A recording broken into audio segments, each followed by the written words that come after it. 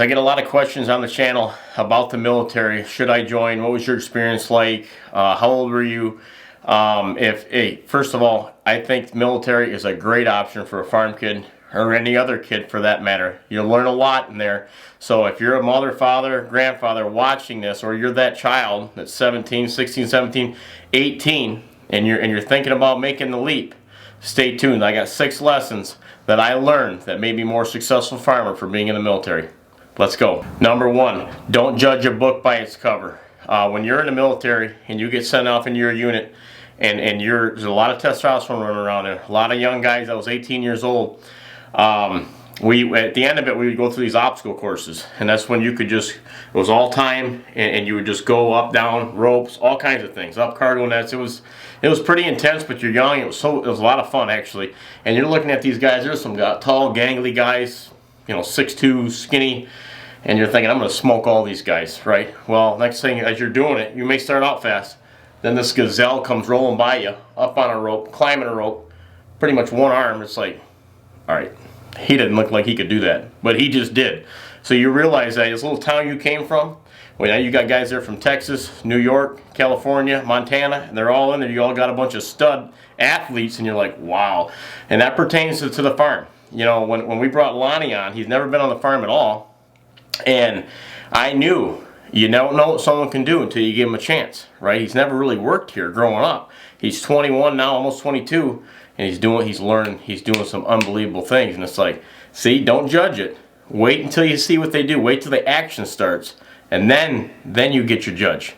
Number 2, learn the basics. When you go into the military, you have basic training. I don't care if it's Army, Navy, Marine Corps, Air Force, basic training. You learn how to shoot a weapon, you're learning CPR, you're learning your job, what you're going to do, all kinds of different things. But the biggest thing is, as you progress and you start your career in the military, a year later, you're constantly having to requalify on, say, your weapon, CPR. You're constantly having to make sure that you're up to par on that, because you don't want to lose your edge. The basics are so important in anything in life. So on a farm, what are the basics? The basics are, you're on a tractor, don't step over a PTO ship. Things on the basics at a farm, like the military, you'll get injured if you don't follow the basics. And then it pertains to feeding the cows properly, on time, hauling manure, putting sand in the freeze, doing the things you're supposed to do with the basics. If you get the basics right, you can be very successful. Number 3, teamwork and building a tribe. The military's got a lot of different things where you'll see a soldier get recognized individually, and it's like, wow. But the truth of the matter is, without that guy's platoon, his company, battalion, brigade, if you go that far, it takes the whole team. One lone soldier is nothing, but you put us all together, then you've got a force to be reckoned with. And pretty much that's how farming is. You can't do it yourself. If you try it, it's going to be, you can do it for a little while, but it's not sustainable. You can't work yourself. You have to build a tribe of people you trust. One time in the military, we were clearing these buildings. The military built these big block buildings. They were training for urban warfare. Be like when we were in Iraq and stuff. But these were built before that. And we were 4 or 5 man teams. We were going there clearing, military police, clearing rooms. And at the end, you'd leave and you'd get out, and then you'd have to go back in and scale up a window. It was probably like 12, 13 feet tall. There was no way to get up in there. You had to figure out as a team to get a guy in there. I was one of the smallest guys at the time. These 2 big guys we had, they chucked me, literally threw me. They had a block on the wall. They had to chuck you up to that block to barely grab it. And you take it and you would flip yourself up in that window. You'd throw a rope down and you'd help, and you'd pull everyone up out of there. And then it was all timed. It was like a competition, but you couldn't have did it without the team. And that's the biggest thing. Same with farming. You're not going to do it. You need to get people on board and constantly be preaching the mission and the vision of the farm. And that's what the military does. The mission and the vision of the farm. Okay, number 4, independent and self-motivation. In the military, you move around a lot. It's called PCS, and you'll go to a different state or out of country. And I did that 3 times. A lot of people do it all the time. So when you're doing it 3 times and you've got all these other people in the service around you, they're always constantly leaving too. So you're constantly having to meet new friends or lose friends. It just happens. But when it's your time to leave, it's a heck of a learning curve, because when you go to that next duty station, when I went overseas, you're rolling up in there, you don't know anybody.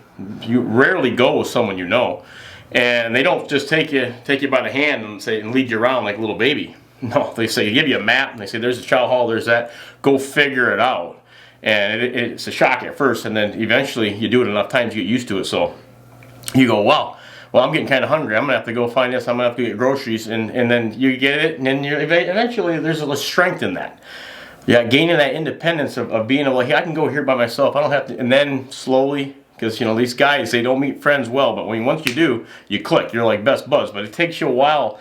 You get that independence yourself, and you're like, okay, I'm figuring this out, and that's kind of how farming is. Like when you're out there on your own building your tribe, you have to be able to self-motivate. You're your own boss. You know, no one's telling you to get out of bed.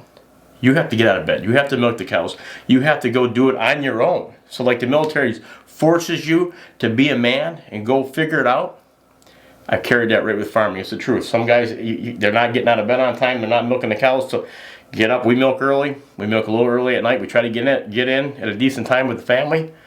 And you take care of that, and you'll be good to go. Number 5, leadership and being a good role model. The military and all branches of the military have a rank structure, and I really like the way it works out, because as you're moving your way up, you're learning from guys that are bigger, better, been there longer than you, smarter than you, and you're trying to learn from them. They seem old. They're 30, 40 years old. They're like my age. But when you're 18 years old, you think they're old. You're like, man, but this guy's running with you. He's training you. He's shooting with you, teaching you all the little nuances that you need to know. Because he's saying, look, someday when you gain rank, you're going to be in charge of other soldiers. And I'm not going to put you out there if you're not ready. And you're not going to get promoted anyway. Once you make sergeant, staff sergeant, you're going to have soldiers under you. And those people, those guys and girls, they're going to be looking up to you. So you need to become a role model. When you learn this stuff, learn to lead, when in charge, be in charge. Okay? And then you work your way up. And that goes the same way with farming. When you have employees like we do, and they're all family, but you're still constantly trying to motivate them, right? You set the example where you say, look, I'm going to go out and do some of the hard, I'm going to do everything you're doing. I'm going to work with you and do the hard jobs, work my way up, and help set the example. Number 6, last, and one of the most important ones, but I always touch on this, health and work ethic. When you're in the service, you're constantly doing PT, physical fitness, because we all know our health is wealth. They preach that. Without your health, you're nothing. Okay, and we want you to be at your best, because when you're working out and you're physically strong, you're mentally, it's helping build strength there too. So they take it so seriously, where if you fall out of shape and you don't pass a PT test, or if you can't pass a tape test, they have a tape test where you're fat and all this stuff. If you can't pass that test, you don't get promoted. I knew a guy when I was overseas. He was an E8 master sergeant, kind of short, squatty guy, big muscles. They was not going to promote him to sergeant major because he couldn't pass the tape test, and he knew it. So I think he ended up retiring, but that ended up getting him. Same thing with farming. Do you think I would be as effective farming every day, milking the cows, climbing the silos, if I was 50 to 100 pounds overweight? There's no way. I mean, you might be able to do it for a little while, but we're talking about sustainability, long term. You've got to be physically fit. It just goes hand in hand. I mean, you see some of the most successful farmers out there, they're in good shape, and they're in good shape because they understand it takes care of the mind, you know, and it's going to give you endurance, and it's going to help you get through 5, 10, 15, 20 years. So those are my 6 lessons I learned in the military. So I hope if you're watching this and you're thinking about joining, this will help push you through. We need good men and women to join the military. I feel like a lot of the people that join, at least from my experience, is if you're more like a family that's been in the military. You know, I had a grandfather, 2 uncles, and not that we talked about it a lot, but at family gatherings we got together. They're big families, like 8 kids, and I had 8 aunt and uncles. We'd get there, and once in a while a story would come up about the military. So I always thought, you know, when you're 10, 12 years old and you hear that, you're thinking, you get that, it's planting a seed pretty much. Like, I might want to try that, you know. I mean, it takes guts. It's scary.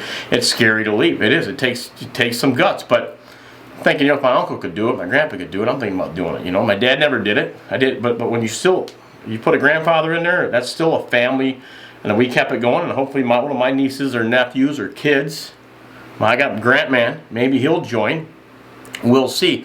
But a lot of times I ask other people, you got anybody in your family in the military? And they just don't. And that's because if you don't, they don't know anything about it. They might know just a few negative things about it, and they'll say, well, I ain't going that. But really, the honest opinion, if you go, you like to stay in shape, you like to train and shoot weapons, and you just like to help people, the military might be a good thing. You might go in there and think you're going to leave and then come back to the farm. You may not want to come back. You retire after 20 years. So that's what I got to say about the military and farming. It's made me a more successful farmer. Those are my 6 lessons on why the military has made me a more successful farmer.